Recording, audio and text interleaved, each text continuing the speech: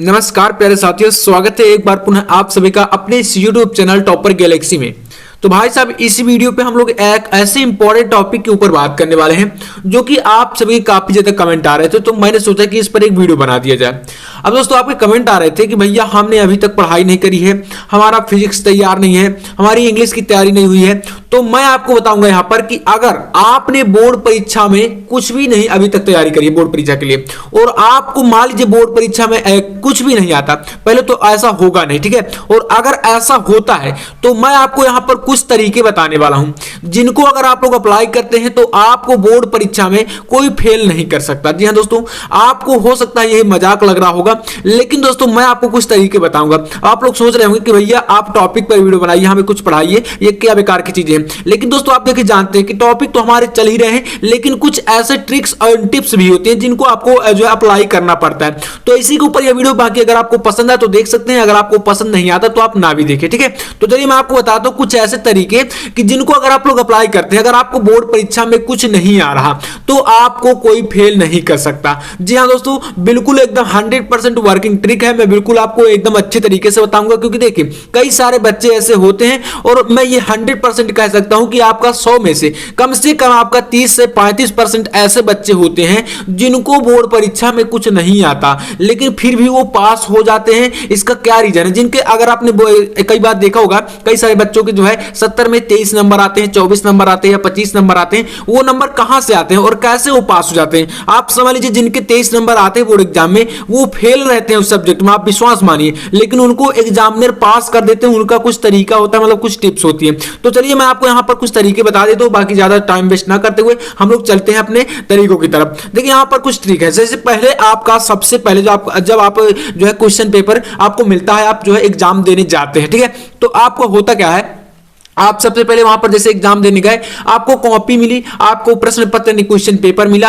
और जब आप लोग क्वेश्चन पेपर को देखते हैं, ठीक है, आप जैसे ही क्वेश्चन पेपर को देखते हैं, आपके माइंड में एक बहुत ही भयंकर इफेक्ट पड़ जाता है, ठीक है। आप सोचते हैं कि हमने यार पढ़ाई नहीं करी, पहले से आप डरे हुए रहते हैं, ठीक है। बोर्ड एग्जाम के लेकर वैसे भी बच्चों के जो है माइंड में प्रेशर रहता है, तो आप लोग पहले से डरे हुए रहते हैं। अब आप लोग जब डरे रहेंगे तो समझ लीजिए वो आपका एक प्रकार से और भी ज्यादा डर बढ़ जाता है। जब आपको क्वेश्चन पेपर मिलता है और क्वेश्चन पेपर को आप लोग देखते हैं, तो यार समझ में आता है कि यार इसमें तो हमें कुछ बन नहीं रहा, हम तो फेल हो गए, ये हो गया वो हो गया, दुनिया की बातें आपके माइंड में आ जाती हैं। लेकिन दोस्तों सबसे पहले आपको देखना क्या है, स्थिर माइंड करके, है ना, माइंड को बिल्कुल स्थिर कर देना है। और सबसे पहले प्रश्न पत्र को आपको 15 मिनट पढ़ना है, बिल्कुल स्थिर माइंड में, ठीक है। क्योंकि वैसे भी आपके माइंड में एक चल ही रहा है कि यार मैं तो फेल हो जाऊंगा, या तो मतलब ऐसा भी हो सकता है कि यार मुझे इतने नंबर चाहिए थे और लेकिन ये मेरा जो है इतने का बन रहा है। जैसे आपका टारगेट था यहाँ पर कि मुझे 60 या 65 नंबर चाहिए 70 में, और आपको यहाँ पर क्वेश्चन पेपर देखकर ये लगा कि यार इसमें तो मुझे 40 नंबर का भी नहीं बन रहा।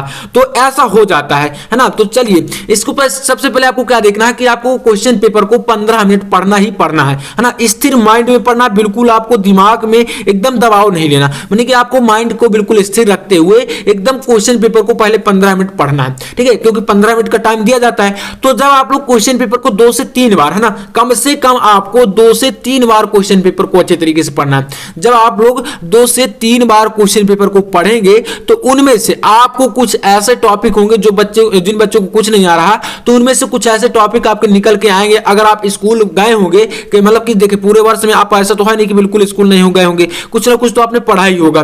तो जब आप लोग के माइंड में कुछ ऐसी चीजें आ जाती हैं, उनमें से कुछ ऐसी चीजें हो जाती हैं जो कि आपको लगता है कि ये चीजें मैं कर सकता हूं, यानी कि प्रयास करता हूं। क्योंकि देखिए प्रयास के बगैर कुछ चीजें होती नहीं है, आपको प्रयास करने की जरूरत होती ही होती है ना। तो अब आप लोग जब 2 से 3 बार पढ़ेंगे और दिमाग को स्थिर रखें, इधर उधर टेंशन बिल्कुल नहीं लेना। यार बोर्ड एग्जाम आपको खा थोड़ी ना जाएगा, बोर्ड एग्जाम ही है ना, तो बस दिमाग में बिल्कुल एकदम दबाव नहीं लेना, है ना। ये चीजें बिल्कुल क्लियर होनी चाहिए। तो बस इसके बाद यहां पर कुछ तरीके हैं, तो चलिए मैं बताता हूं। नंबर 1, देखिए सबसे पहले आपको जिन प्रश्नों का उत्तर पता हो, जब आप लोग देखिए 2 से 3 बार क्वेश्चन पेपर को पढ़ेंगे तो यार एक ना एक ऐसा टॉपिक जरूर निकल के आएगा जो कि आपको बनता होगा, चाहे आप कितने भी कमजोर छात्र रहे हो, ठीक है। अगर आपने स्कूल साल भर में कुछ ना कुछ पढ़ा होगा तो आपको ऐसा जो है क्वेश्चन जरूर मिलेगा, ये मेरी गारंटी है। तो आपको सबसे पहले उसी प्रश्न को करना स्टार्ट कर देना, ठीक है। यानी कि जब आप लोग को कॉपी मिले और पूरे क्वेश्चन पेपर को पढ़िए, इसका सीरियल का कोई टेंशन नहीं ले होता ना, वहां पर ये टेंशन बिल्कुल नहीं लेना कि हमें जो है सीरियल वाइज करना, क्वेश्चन पेपर को हल करना है कि उसमें आपका क्रम ना बिगड़े, कोई टेंशन नहीं, क्रम का कोई दिक्कत ही नहीं है। आप लोग कहीं से भी बीच से उठाकर करिए, क्वेश्चन को कहीं से भी उठाकर कर सकते हैं, बिल्कुल स्वतंत्र। बस आपको क्वेश्चन का जो है संख्या यानी प्रश्न संख्या और उसका उत्तर क्रमांक जो है अच्छे तरीके से डाल देना, ताकि जो है एग्जामिनर भ्रमित ना हो। बाकी आप कहीं से भी करना स्टार्ट कर दीजिए, ठीक है, बिल्कुल टेंशन नहीं। तो आपको जिन प्रश्नों का उत्तर आपको आ रहा हो, सबसे पहले आपको वही प्रश्न करना है, यानी कि शुरुआत में आपको उन्हीं प्रश्नों को करना है, ठीक है। अब आपको देखिए, जब मान लीजिए थोड़ा बहुत बन रहा है तो आप उसको करेंगे, तो मतलब एक प्रकार से आपको अपने अंदर कॉन्फिडेंस लेवल जो है थोड़ा सा बढ़ेगा। जब आपको ये हो तो आपको सबसे पहले इसे कर देना है। इसके बाद सेकंड पॉइंट देखिए क्या है, कॉपी में दोस्तों कहीं भी काट पीट नहीं करना। एक दोस्तों मैं आपको आपसी बात बताता हूं, देखिए थोड़ा सा ध्यान दीजिएगा, यहां पर अच्छी तरीके से सुनिएगा जो मैं बता रहा हूं। जैसे दोस्तों आप लोग किसी प्रश्न का उत्तर लिख रहे हैं ना, अब आप लोग उसको लिखे और बीच में कहीं पर गलत हो गया, ध्यान दीजिएगा दोस्तों, बीच में कहीं पर अगर गलत हो गया, एक लाइन गलत हो गई, तो आप लोग करते क्या है, उसको काट देते हैं, ऐसे ऐसे करके काट देते हैं। तो दोस्तों ध्यान दीजिएगा, जैसे आप लोग काट देते हैं वहां पर, तो वहां पर जब एग्जामिनर आपका जो है कॉपी चेक करते हैं, तो कटे हुए स्थान पर उनकी नजर पहले जाती है। क्योंकि दोस्तों इस जमाने की एक ही गलती है, वो क्या है कि लोग आपकी गलतियां देखते हैं, आपके अंदर 10 मतलब गुण हैं, लेकिन एक अवगुण है, तो आपके अवगुण पहले देखे जाएंगे। आप बातों को समझ रहे हैं ना? जी हाँ। तो देखिए यहां पर आपके अंदर, जैसे मान लीजिए आपके अंदर जो है 10 अच्छे गुण हैं, तो उनको लोग नहीं देखते। आपके अंदर एक जो है बेकार का गुण है, यानी कि अवगुण है आपके अंदर, तो लोग आपके अवगुण को देखते हैं। तो अगर आप लोग उसको कहीं पर, जैसे हमारा यहां पर कहीं मिस्टेक हो गया, गलत हो गया, तो हम उसको काट देंगे एक लाइन पूरा का पूरा, तो कॉपी आपकी पहली बात तो भद्दी लगने लगेगी। अब जब आपकी कॉपी ही भद्दी लगेगी, तो एग्जामिनर की नजर जब मतलब आंसर को जब देखेंगे, तो डायरेक्ट यार वहां पर कटे हुए पर नजर पड़ जाती है। तो ये होता है कि यार इसने गलत किया, यहां पर कॉपी को थोड़ा सा बेकार कर दिया है, तो वहां से इंप्रेशन जो है डाउन होना शुरू हो जाता है।